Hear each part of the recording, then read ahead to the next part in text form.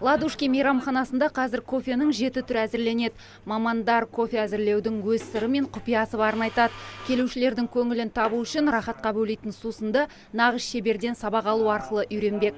Мейрамхана еліміздегі нөмірі 1 барист Қанат Тасболатовты арнайы шақырған. Ол әріптестеріне кофе дайындаудың сырмен бөліседі. Люди понимали, что кофе с разных стран. Барист елімізде соның ішіне Шымкентте қарқынды дамып келе жатқан маманда. Ол тек барда тұратын адам емес, кофені дұрыс әзірлеп келушіге оны түсіндіру қажет. Кофенің дәмдері де әртүрлі болады. Мәселен, бразилиялық кофе шоколадты, эфиопиянка цитрусты, Кения елінің кофесі жемістердің дәміне ұқсас болып келеді.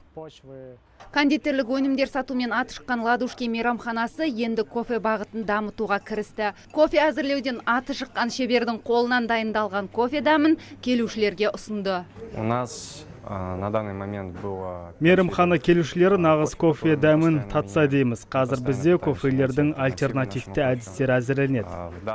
26 жасар алматылық барист шеберлік сабақты бір күн жүргізеді. Ол сондай-ақ кейінгі технологиямен қалай жұмыс жасау керектігінен бастап, кофені қалай ішу қажеттігіне дейін көрсететін болады.